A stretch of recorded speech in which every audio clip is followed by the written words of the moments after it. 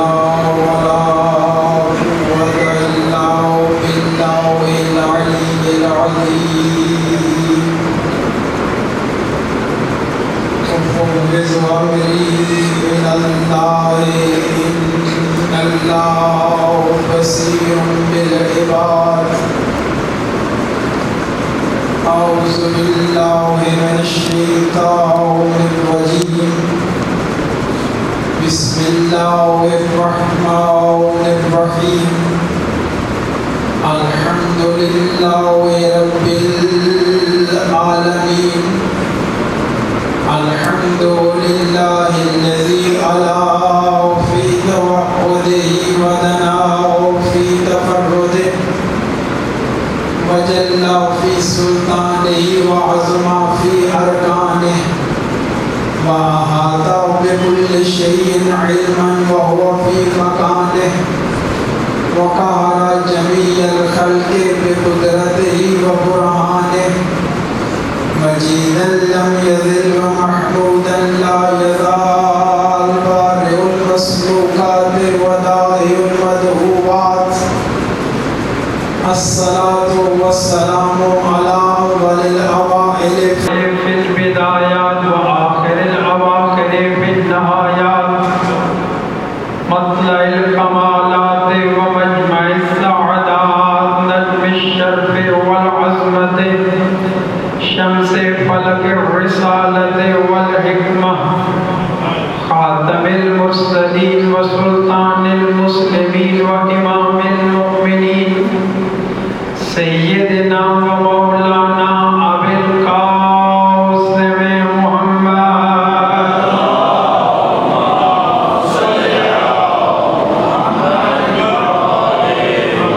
وعلى وصيه وخليفته ووارث علمه ومخزن أسراره ومطلع أنواره المنصوص بنص من كنت مولاه فهذا علي مولاه المخصوص بتشريف أنا مدينة العلم وعلي بابها أسد الله الغالب أمير المؤمنين علي بن أبي طالب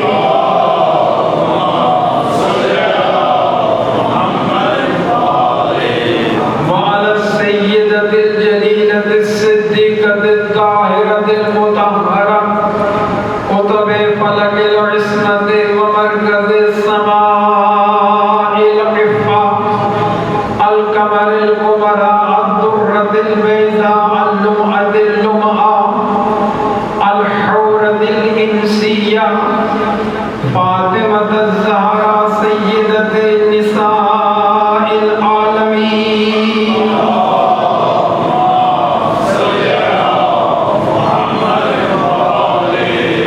وعلى أولادها الطيبين الطاهرين المعصومين ولعنة الله على أعدائهم أجمعين من يوم عداوتهم إلى يوم الدين أما بعد فقد قال الله تعالى في كتابه المجيد وفرقانه الحميد وقوله الحق بسم الله الرحمن الرحيم أفمن كان على بينة من ربه ويتلوه شاهد منه ومن قبله كتاب موسى إمام ورحمة صلوات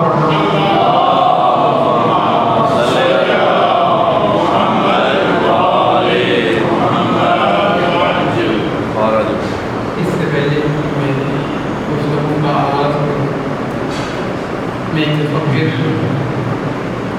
ملدان ٹرسٹ کے تمام اراکین خصوصاً نجم بھائی پردھان صاحب سہیل بھائی کا انتہائی شکر گزار ہوں اور شکریہ اس لیے ادا کر رہا ہوں کہ ان کے باعث ان کی بدولت ان کے موجب توفیق ہوئی کہ اس ممبر سے جو کہ ممبر حسینی ہے کچھ معروضات مہارت الہی ارشادات محمد والم آپ کے گوش گزار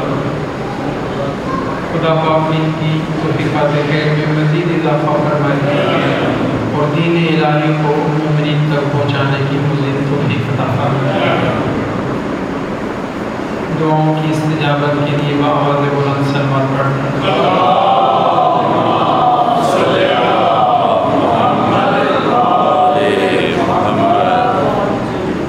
نجم جعفری صاحب نے کمرے سے نکلتے ہوئے ایک بات کی ہے، تو اس کے ضمن میں دو باتیں عرض کرنا چاہتا ہوں۔ ایک تو انہوں نے کہا کہ مجھے پہلے 10 دن موقع نہیں ملا آپ کو سننے کا، اور آج میں نے مکمل بیٹھ کے سننا ہے۔ تو اس کی ایک وجہ تو شاید یہ ہے کہ آج کیونکہ موسمی خرابی بھی تھی اور سگم کی مجلس ہے کہ مومن تھکے ہوئے ہیں، تعداد وہ نہیں ہے، تو شاید نجم بھائی چاہتے ہیں کہ کچھ تعداد میں میری وجہ سے اضافہ بھی ہو جائے۔ اور دوسری بات یہ ہے کہ چونکہ انہوں نے آج کامل سننے ہیں مجھے بیٹھ کے، تو حق بنتا ہے کہ میں کامل ان کو سناؤں، لیکن باتیں ماحول کو دیکھ کر ہی ہوتی ہیں، میں زیادہ دامت نہیں دوں گا۔ اگر مرزا اور آپ کی طبیعتوں کے نکھار کے لیے ایک دو باتیں عرض کرتی ہیں، اپنے نفوس کی پاکیزگی کے لیے بآواز بلند صلوات پڑھتے ہیں۔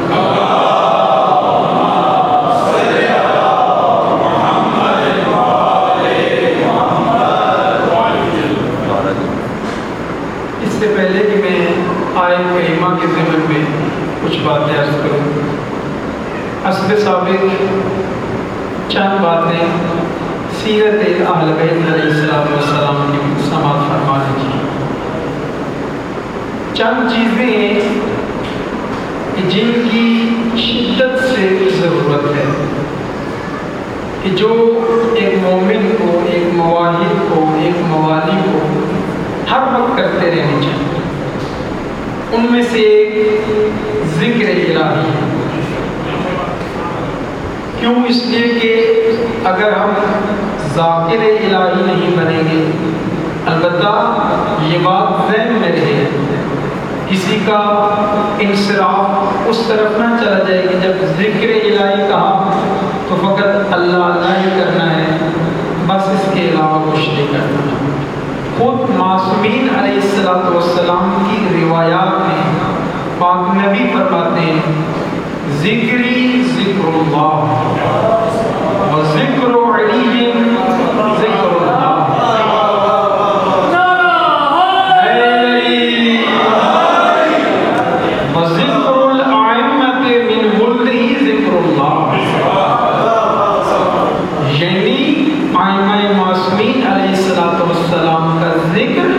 حقیقت میں ذکر الہی ہے، لہذا ان کا ذکر کرنا یا خود خداوند کریم کا ذکر کرنا، قرآن پڑھنا، یہ سب ایک چیز ہے۔ بس ہمیں کثرت سے ذکر الہی کرنا چاہیے۔ کیوں؟ اس لیے کہ اگر ہم ذاکر اہل بیت نہ ہوئے، ذاکر الہی نہ ہوئے تو مذکور الہی نہیں بن سکتے۔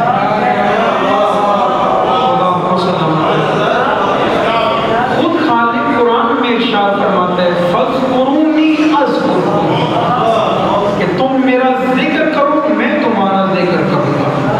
بس اگر انسان ذاکر الہی نہ ہو، ذاکر اہل بیت نہ ہو تو مذکور الہی نہیں رہتا۔ پھر دوسری چیز ہے کہ جس کو کثرت سے کرنا چاہیے کہ ہمیں خدا کا شکر ادا کرنا چاہیے، جتنا ہو سکتا ہے خداوند کریم کا شکر ادا کرنا چاہیے۔ اور اس کے ضمن میں بھی یہ بات عرض کرتا چلوں کہ آئمہ کا شکر ادا کرنا وہ بھی حقیقت میں خدا کا شکر ادا کرنا، اور اس کی بین دلیل خود قرآن حکیم ہے، قرآن مجید ہے، اور خود سیرت اہل بیت علیہ السلام کا کاملاً اگر مطالعہ کیا جائے وہ خود بین دلیل ہے کہ ان کا شکر خدا کا شکر ہے، ان کا ذکر خدا کا ذکر ہے۔ کیوں؟ اس لیے کہ انہوں نے پوری زندگی خدا کی تبلیغ کے علاوہ کچھ بھی نہیں کیا۔ وہ آئے اس لیے قولوا لا الہ الا اللہ کہو خداوند کریم وحدہ لا شریک ہے فلا تاجوا۔ انہوں نے پوری زندگی اپنی کوئی بات نہیں کی، اگر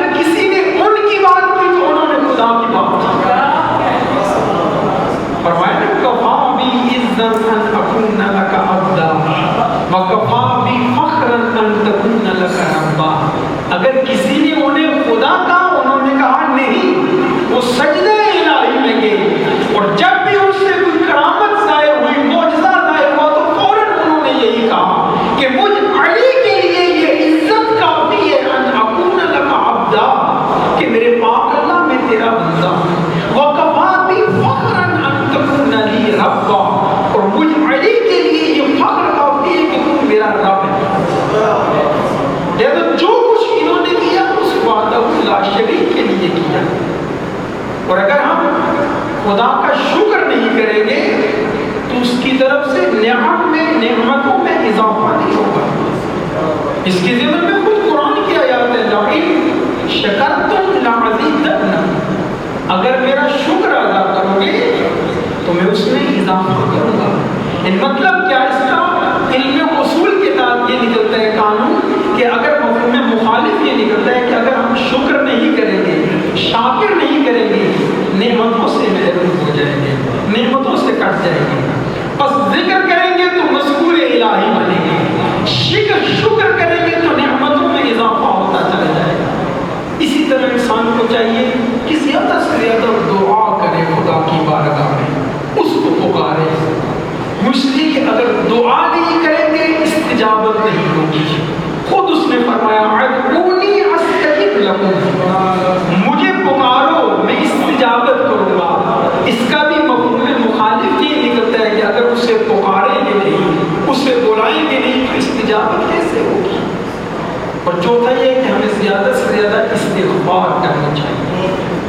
کیوں؟ اگر استغفار نہیں کریں گے تو نجات نہیں ملے گی, مغفرت نہیں ملے گی.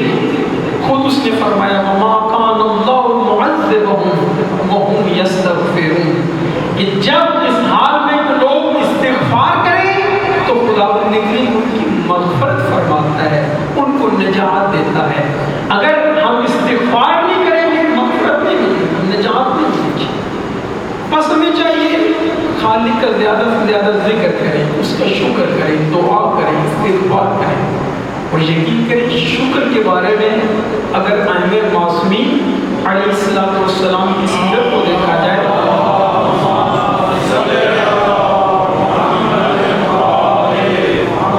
عظیم فرامین ہے, انسان کی عقل دنگ رہ جاتی ہے. معصوم فرماتے ہیں کہ اگر ایک شخص اللہ اکبر کھانا کھا کر فقط یہ کہے الحمدللہ رب العالمین, فقط یہ کہہ دے بس کہ خالق تیرا بڑا شکر ہے, معصوم فرماتے ہیں کہ اس کو اس شخص کی اتنا ثواب ملتے ہے جو سارا دن روزے سے رہے. اللہ اکبر, فقط یہ کہہ دینے سے الحمدللہ رب العالمین اتنا ثواب ہے کہ سارا دن انسان روزے کی حالت میں اور بالفرض انسان فقیر ہے, نادار ہے, اور اس پر وہ صبر کرتا ہے اور اللہ کا شکر بھی ادا کرتا ہے. میرے پاک مالک تو نے جس حال میں رکھا ہے یہی میرے لیے بہتر ہے. فرمایا اس کو اس شخص جتنا ثواب ملے گا جو مالدار ہے اور اپنا رزق خدا کی بارگاہ میں تقسیم کرتا ہے. اللہ اکبر. اور خود مولا صادق فرماتے ہیں کہ کوئی بھی نعمت ملے حتماً اس کے بعد وہ الحمدللہ رب العالمین, اس کی پاک ذات کا ضرور شکر ادا کریں. اور پھر فرمایا وسعت رزق کی کا شکر یہ ہے کہ تم اس کو اس کی راہ میں تقسیم کرو, جو لوگ مستحق ہیں ان تک پہنچاؤ, جو فقیر ہیں جو نادار, یہ شکر ہے. یعنی اس کا مطلب کیا ہے؟ یعنی اگر انسان کے پاس وسیع ذکر رزق ہے اس کا یہ مطلب شکر نہیں ہے کہ انسان بیٹھ جائے مصلی بچھا لے فقط یہ کہتا ہے الحمدللہ. کہنا چاہیے الحمدللہ رب العالمین, اور بعض روایات میں کہ کم از کم 4 دفعہ کہ انسان یہ ہمت کر کے الحمدللہ رب العالمین الحمدللہ رب العالمین.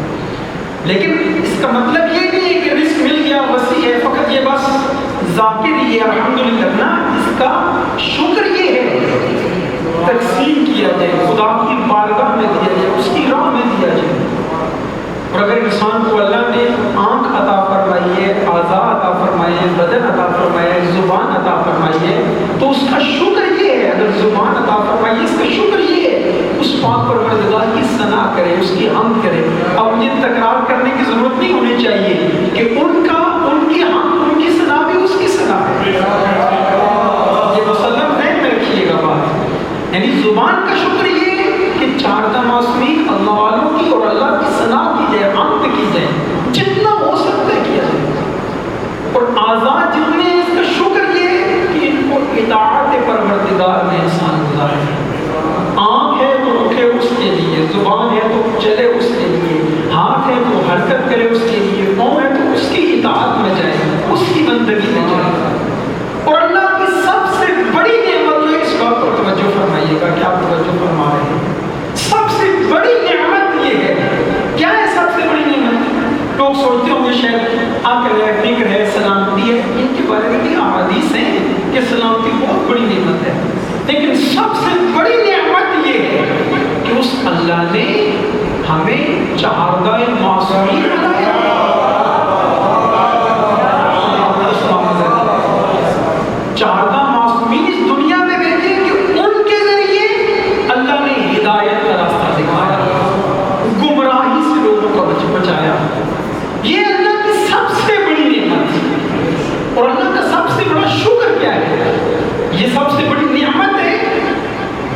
سوچنے کی اور بڑی عظیم بات آپ کرنا چاہتا ہوں. دونوں باتوں پر توجہ رکھیے گا.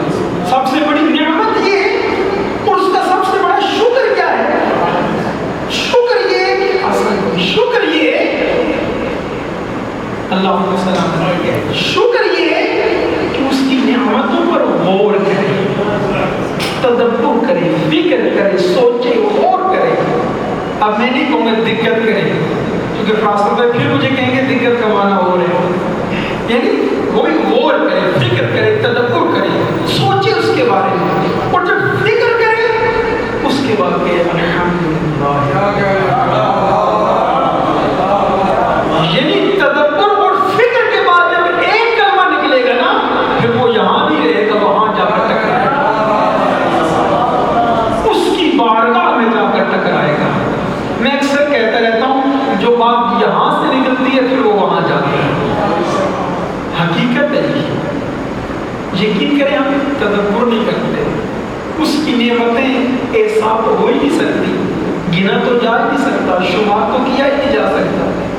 اب ایک لقمے کو دیکھیں، ایک لقمہ جو ہمارے منہ تک آیا، میں سب سے چھوٹی مثال دے رہا ہوں، اس کے بعد آپ سوچتے رہیے ابھی اس کی نعمتوں کو کہ کتنی اللہ نے، کریم اللہ نے ہمیں نعمتیں عطا فرمائی. ایک لقمے کے لیے کتنے خالق کی طرف سے اسباب فراہم ہوئے، کتنا اس پر کام ہوا، ایک لقمے پر کتنی محنت ہوئی، کتنی زحمت ہوئی کہ پہلے لوہے کی حل بنائی گی، بڑھائی کو بلایا گیا، اس پہ حل بنائی گئی، اور پھر انسانوں کے ذریعے یا حیوانوں کے ذریعے یا مشینوں کے ذریعے خشک زمین کا سینہ چیرا گیا،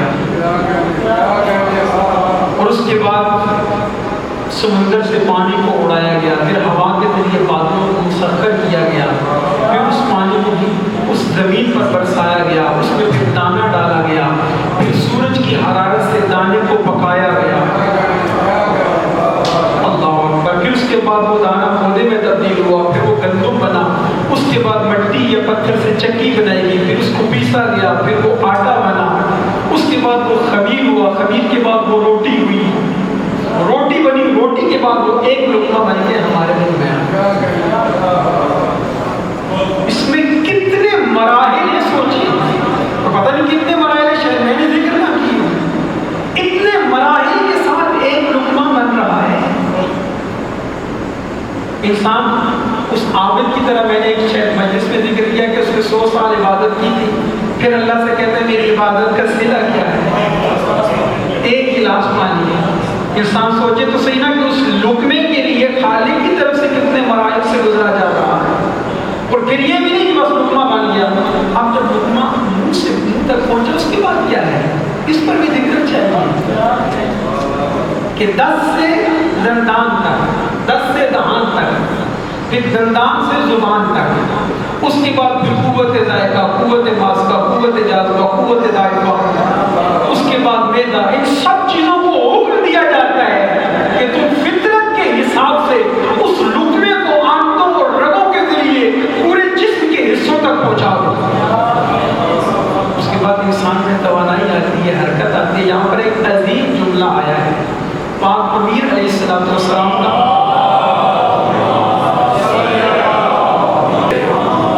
اگر اشتباہ نہ کروں تو شاید دعائے کومیل کا جملہ ہے. پاک امیر فرماتے ہیں اللہم قوی جوارحی علی خدمتک، میرے اللہ میرے جوار، میرے اعضاء و جوارح کو قوی بنا، کس لیے؟ علی خدمتک، اپنی خدمت کے لیے، کہ میں ان اعضاء و جواروں سے، ان اعضاء سے تیری خدمت کر سکوں، تیرے دین کی خدمت کر سکوں، آئمہ کی خدمت کر سکوں. تو اتنے مراحل ہیں. اب آپ خود سوچیں جب ایک لقمے کے لیے یہ حساب ہے، اب اس پر انسان تدبر کرے، فکر کرے، اس کے بعد جتنی نعمتیں اس نے ہمیں سلامتی عطا فرمائی، اس نے ہمیں مومن بنایا، اس نے ہمیں ائمہ معصومین عطا فرمائی، گنا جا سکتا ہے؟ نہیں، سوچا بھی نہیں جا سکتا. گننا تو بات کی بات ممکن نہیں ہے. حضرت موسیٰ علیہ نبینا و علیہ السلام کو اللہ نے بھی فرمائی، موسیٰ میرے شکر کا حق ادا کرنا، میرے شکر ادا کرنے کا، شکریہ کا حق ادا کرنا. حضرت موسیٰ کرتے میرے اللہ میں نہیں ادا کر سکا. وجہ کس لیے؟ کہا میرے اللہ شکر کی توفیق بھی تو ہی دے دیں گے.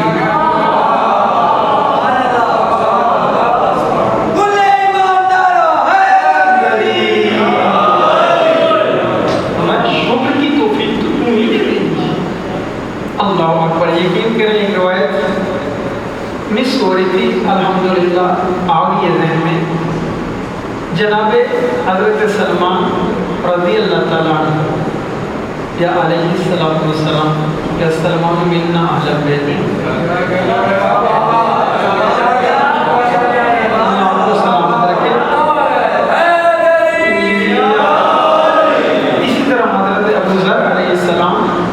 جناب سلمان نے ابو ذر کی دعوت کی.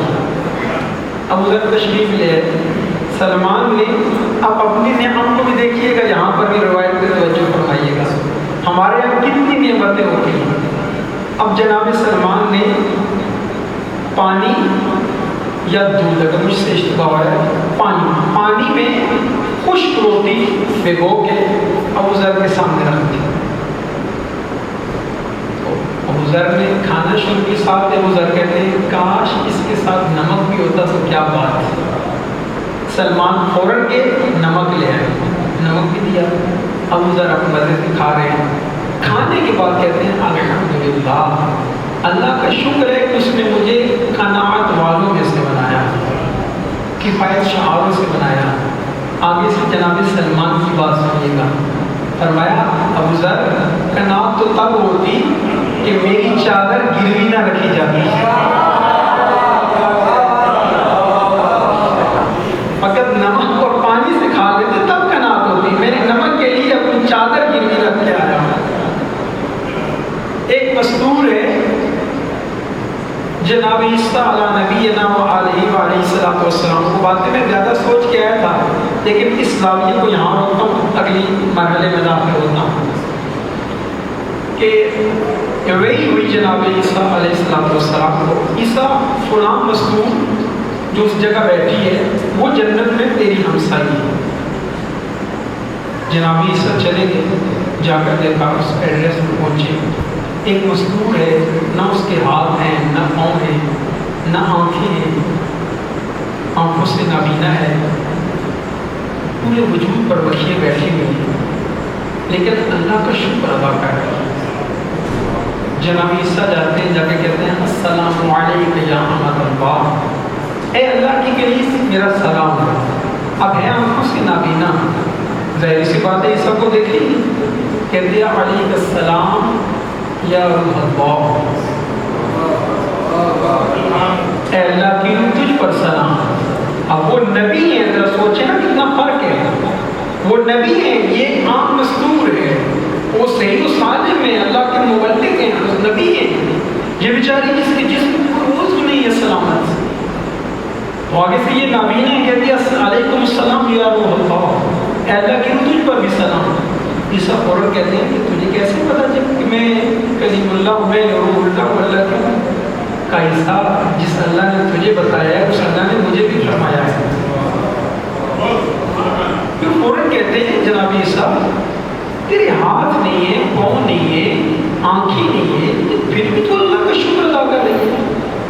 وہ روایت کے شروع کے حصوں کو ذہن میں رکھیے گا کہ انسان اگر فقیر ہو اور اس فقر کے عالم میں اللہ کا شکر ادا کرے, اسی پر صبر کرے, تو اللہ اس کو ایک مالدار جتنا ثواب دیتا ہے. اور اگر ایک انسان کھانے کے بعد الحمدللہ کے روزہ دار جتنا ثواب دیتا ہے. فوراً کہتی ہے کہ اے اللہ کے نبی ٹھیک ہے میری آنکھیں نہیں ہیں, ٹھیک ہے میرے پاؤں نہیں ہیں, میرے ہاتھ نہیں ہیں, اور میں اللہ کا شکر اس لیے ادا کر رہی ہوں کہ الحمدللہ میری آنکھیں نہیں ہیں. اگر آنکھیں ہوتی ہو سکتا ہے اس سے مجھ سے کوئی گناہ ہو جاتا, پاؤں ہوتے تو ہو سکتا ہے میں اس سے چل کر گناہ کی طرف جاتی, ہاتھ ہوتے تو ممکن ہے کسی حرام چیز کی طرف پڑ جاتی. عرض کرنے کا مقصد یہ ہے کہ انسان کو ہر عالم میں, ہر حال میں اس پروردگار کا شکر ادا کرنا چاہیے. تو اس کا یہ مطلب نہیں ہے کہ انسان اگر نادار ہے تو بس بیٹھ کے شکر ادا کرنا نہیں. لیس للانسان الا ما سعى, یہ نہیں کہ انسان اب غریب ہے تو کہ اپنے غریب کو اللہ کا شکر ادا کرنا, نہیں, کوشش کرنی ہے اس کام کے لیے. یہ نہیں کہ انسان بس کہ مصلی میں بیٹھ کے اور شکر ادا کر رہا ہوں اور بال بچے بیچارے بھوک سے مرے، نہیں، ان کا رزق ان کے لیے مہیا کرنا، ان کے لیے جاب کرنا، تنخواہ کمانا، رزق کمانا، یہ بھی رزق حلال کمانا ثواب عظیم ہے، عبادت الہی ہے۔ صلوات پڑھیں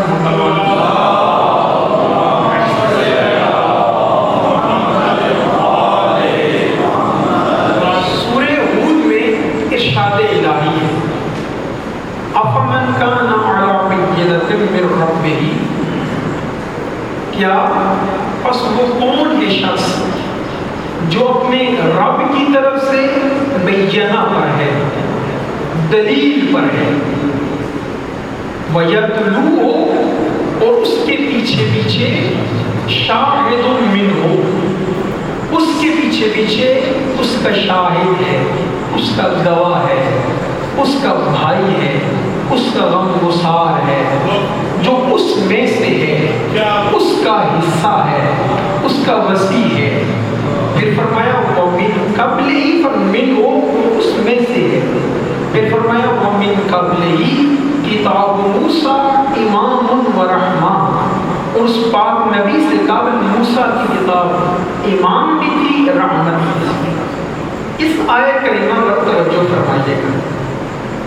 فرمایا افمن کان علی بینۃ من ربہ، یہاں پر لفظ ایک استعمال ہوئے حرف من، افمن کان علی بینۃ من ربہ، یہاں پر بھی من استعمال ہوا ہے، آگے وَيَتْلُوهُ شَاهِدٌ مِّنْهُ، وہاں پر بھی من استعمال ہوا ہے۔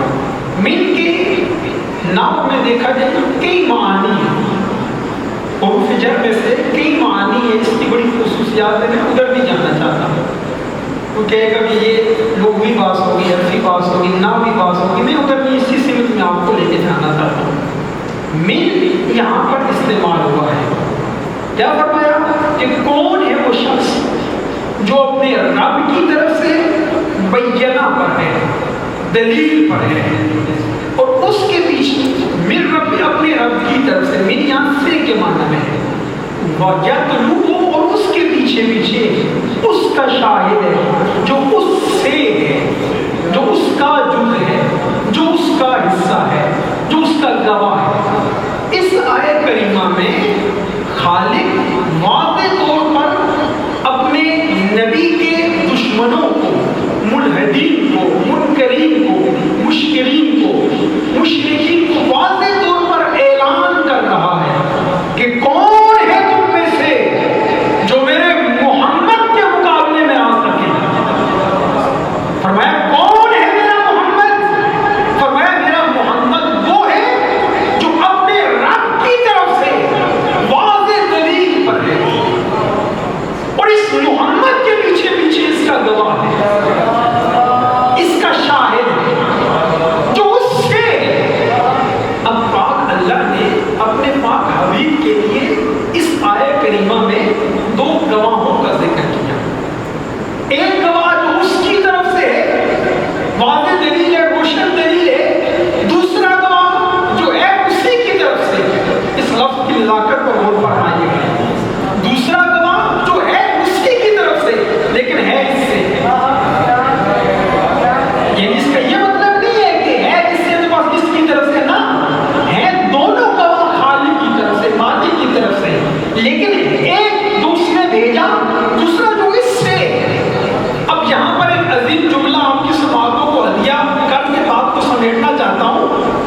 دیکھیے یہاں پر لفظ من استعمال ہوا، اس پر ایک بات عرض کرنا چاہتا ہوں۔ میں کہتا ہوں خدا کی قسم، اگر من دنیا کی سمجھ میں آ جاتا،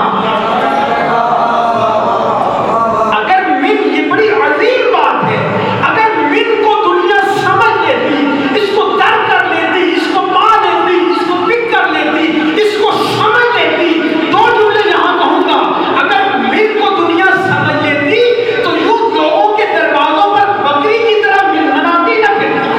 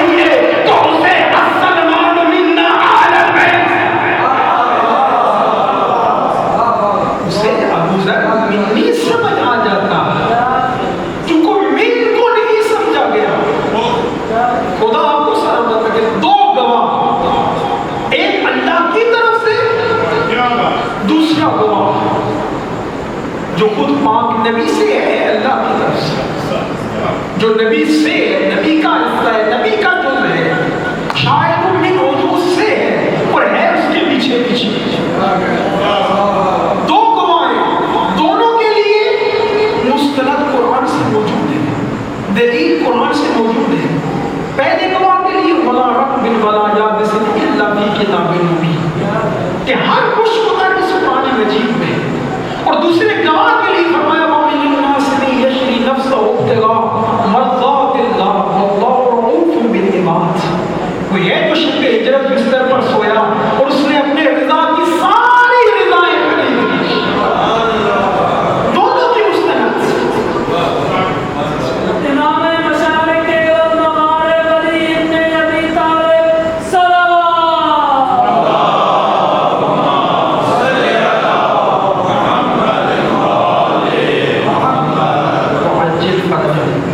دونوں کا مستند بھی موجود ہے، دلیل بھی موجود ہے، اور دونوں کا ادعا بھی موجود ہے. دونوں جو گواہ ہیں، خود قرآن نے کہا فَأْتُوا بِسُورَةٍ مِّن مِّثْلِهِ، اگر جو جرأت ہے تو اس قرآن کی ایک سورت جیسی لا کے دکھاؤ. پھر بعض آیات میں کہ ایک آیت جیسی لا کے دکھاؤ. یہ اس گواہ کی طرف سے ادعا ہے، دعویٰ ہے، جرأت ہے. اور دوسرے گواہ نے بھی فرمایا سلونی سلونی.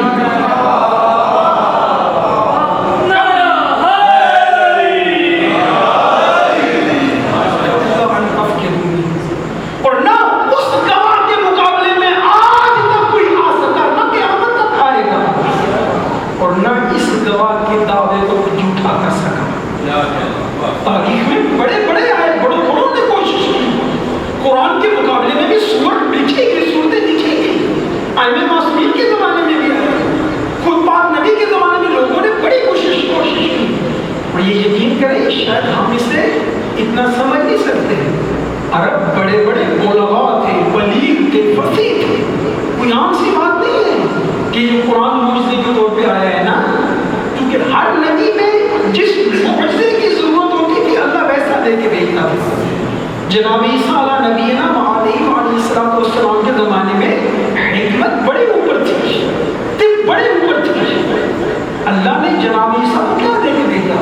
انی اخلق لکم. تم صحت دے سکتے ہو، شفا دے سکتے ہو، کب میں تمہارے لیے خلق کر کے دکھاؤں گا باذن اللہ.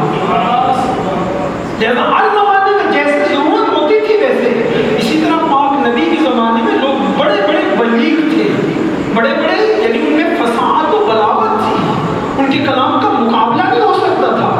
لیکن جب قرآن نازل ہوا کہ اس کی ایک سورت کے مقابلے میں سورت لکھ کے لاؤ. اِنَّا أَعْطَيْنَاكَ الْكَوْثَرَ، 3 آیات کی سورت ہی لے آؤ، نہیں لا سکے. اسی طرح یہ پہلا گواہ، دوسرا جو گواہ ہے اس کے لیے بھی ایسے. پاک امیر کے لیے بھی بڑی کوشش کی. عظیم واقعہ ہے، ویسے بہت واقعات ہیں. ایک شخص جب بولا فرماتے تھے سلونی سلونی قبل ان تفقدونی انی اعلم طرق السماوات من طرق الارض، میں آسمانوں کے راستے زمینوں سے بہتر جانتا ہوں. اب جو اس میں منافق تھے وہ سوچتے تھے کہ علی کیسی باتیں کرتا ہے. اب کافی باتیں آ رہی، میں سمیٹ رہا ہوں، نہیں کرتا. کہ علی کیسی ایسی باتیں کرتا ہے. ایک دفعہ انہوں نے پلان بنایا، میٹنگ کی، تیار ہو کر آئے. ایک شخص کو کہا ایسا کرتے ہیں، تیرے اوپر سفید چادر دیتے ہیں، تجھے کفن پہناتے ہیں اور علی سے کہتے ہیں جنازہ پڑھیں. علی جب جنازہ تیرا پڑھ دیں گے تو اٹھ کے بیٹھ جانا. جب تو اٹھ کے بیٹھے گا تو پھر ہم کہہ دیں گے یا علی آپ تو کہتے ہیں کہ میں آسمانوں کے راستے بہتر جانتا ہوں. یہ سامنے کہا. اب جب وہ آیا سامنے لیٹا ہوا ہے، اب میں کہہ رہا ہوں وہ بیوقوف آدمی ہے، لیٹا ہوا ہے سامنے. اب آپ امیر علیہ السلام نے، اب کوئی اور ہوتا تو فوراً جنازہ پڑھا دیتا، لیکن یہ حجت الہی ہے، یہ خلیفۃ من اللہ ہے، یہ شاہد منہ ہے. اب جب کہا جنازہ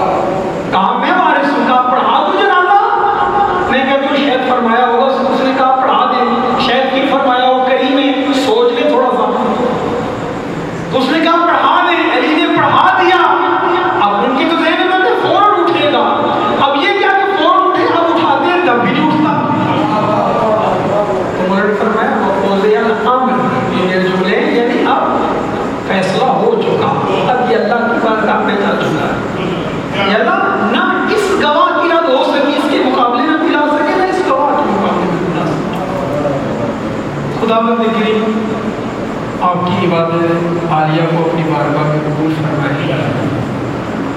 खुसूसन जो आप तो 10 दिन तशरीफ़ लाते रहे यहाँ बाकी रज़ा खानों में, इमाम बारगाहों में, यकीन करें मैं खुशामद नहीं कर रहा। कल या परसों एक आलमदीन किबला वो एक जगह तशरीह मुहर्रम करने के उससे मेरी बात हो गई थी टेलीफोन पे। मैंने उनसे कहा, मैंने कहा ये मोमिनीन बड़ी ज़हमत करते हैं, हकीकत है। खुदावंद लेकिन इमाम को सलामत रखे। मैं इंशाअल्लाह यहाँ भी दुआ को और इंशाअल्लाह खुदा पाक वहाँ भी तौफीक दे, मकामात मुक़द्दसा में भी आपकी तरफ से फ़कत दुआ को नहीं, इंशाअल्लाह नायब ज़ियारत है। खुदा आपको सलामत रखे। ज़हमत है आपकी। सोचें मुझ जैसा एक गुनाहगार बंदा जब आपका इतना एहतराम कर रहा है, आपका इतना शुक्रिया अदा कर रहा है, राज़ी होंगे।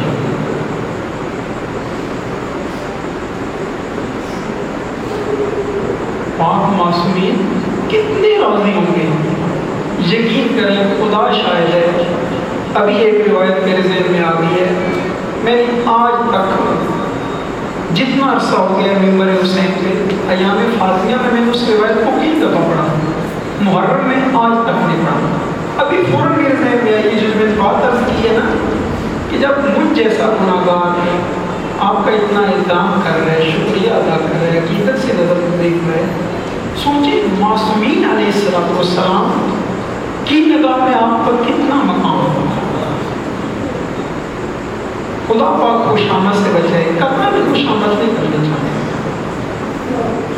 छठे इमाम के पास एक शख्स आया, बुशार नामी, सामने खजूरों का टोकरा पड़ा है, बोला खजूरें तनावल फरमा रहे हैं, कहते बुशार खजूर खाओ।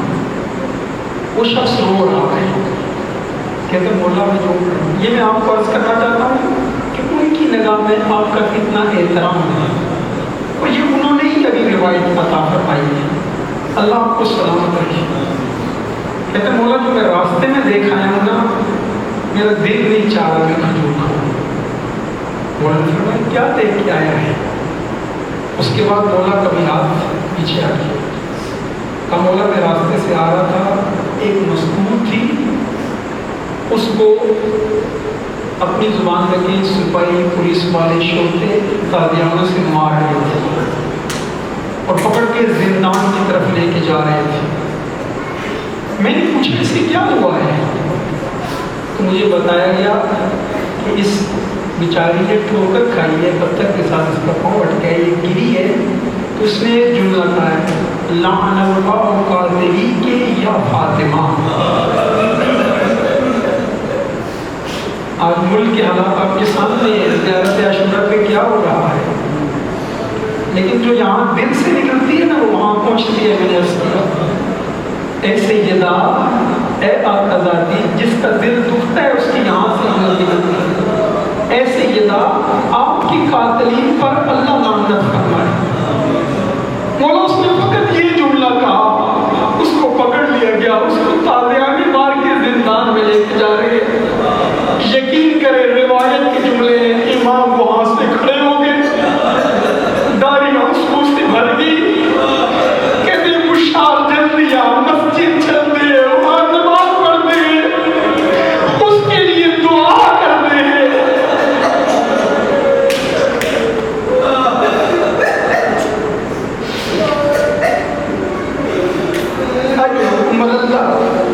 सिवाय इस्लाम की कोई गम ना देखो। इमाम का इतना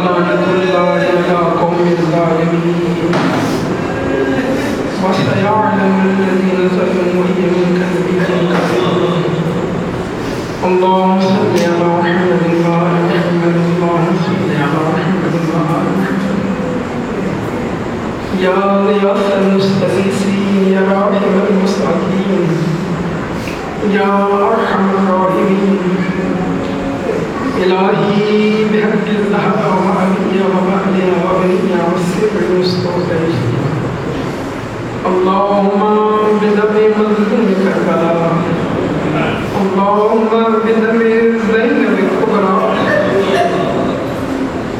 اللہم عجل لولیک الفرج اللہم عجل لولیک الفرج اللہم عجل لولیک الفرج وجعلنا له زينا ولا تجعل عليه شيئا اللهم ارزقنا شهادة بين يديك اللهم ارزقنا معرفة محمد وآل محمد میرے پاک اللہ رحمان اللہ رحیم اللہ کریم اللہ ہماری اس قریب سی عبادت کو اپنے بارگاہ میں قبول فرما یا اللہ ہمیں اپنے ان بندوں میں شمار فرما جو تیرے ذاکر ہیں جو تیرے شاکر ہیں جو طالب ہیں جو مستغفر ہیں استغفار کرنے والے ہیں یا اللہ تیری بارگاہ میں ملتمس ہیں ہمیں ائمہ معصومین کی نصیحت کے نقش قدم میں چلنے کی توفیق عطا فرما خالق و مالک رحمان اللہ رحیم اللہ جہاں جہاں مومنین آباد ہیں جہاں عزا خانے ہیں خصوصاً میرے پاک اللہ کو کھاڑا میں اور اس طرح کی دیگر مقامات پر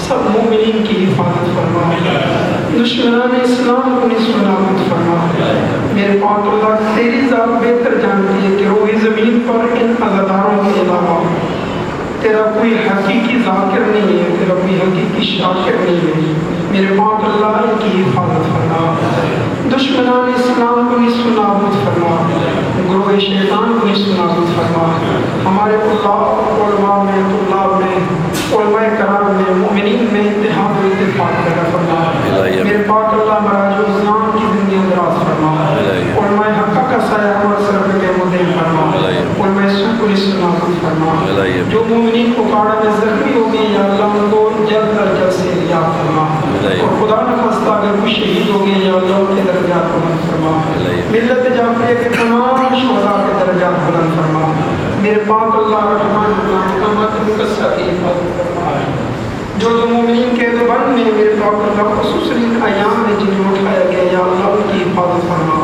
انہیں جلد از جلد اپنے گھروں پہ پہنچا ماتمداروں کی عزاداروں کی حفاظت فرما میری ماں بہنوں کی ناموس کی حفاظت فرما جنہیں اولاد عطا فرمائی انہیں نیک اور صالح بنا میرے پاک اللہ جو مومنین بے اولاد ہے کافی مومنین نے کہا ہے یا اللہ سب کو اولاد نہیں عطا فرما کمر بھائی کو صحت کاملہ عطا فرما بندے حقیق کے والدین محترمہ کو صحت عطا فرما میرے پاک اللہ رحمان اللہ رحیم اللہ تیری بارگاہ میں ملتمس ہے خصوصاً یا اللہ جتنے بھی عزاخانوں میں جہاں جہاں مومنین خدمت کر رہے ہیں خدمت کی ہے نیاز دی ہے جس انداز میں دی ہے اور خصوصاً اس عزاخانے میں اور نجیب بھائی نے کافی دفعہ بتایا کہ کافی اہل سنت برادران میں جو ان کے ہمسائے ہیں یا ہمسائے نہیں ہیں یا اللہ سب کی نیاز کو اپنی بارگاہ میں قبول فرما یا اللہ ان کے رزق میں مال میں اولاد میں خیر و برکت نازل فرما میرے پاک اللہ رحمان اللہ رحیم اللہ محمد و آل محمد کے صدقے میں تیری بارگاہ میں ملتمس ہیں تمام عزاخانوں کی حفاظت فرما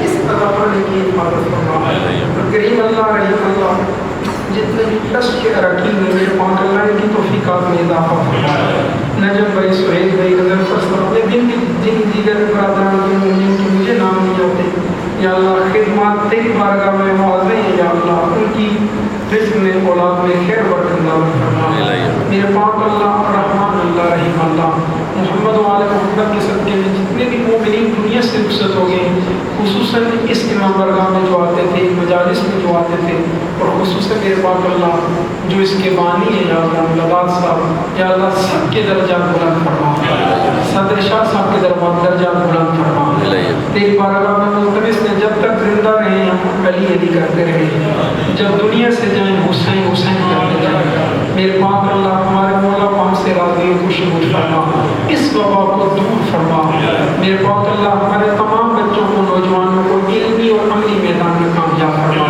ہمارے ایک بارگاہ میں ملتمس نے اربعین مولا کی خدمت کرنے کی توفیق عطا فرما ہمارے حقیقی مولا کا ظہور جلد فرما اور تیری بارگاہ میں ملتمس نے شہادت ان کے قدموں میں نصیب فرما ربنا تقبل منا انك انت السميع العليم ربنا آتنا في الدنيا حسنة وفي الآخرة حسنة وقنا عذاب النار بحق نبي واحد المغفور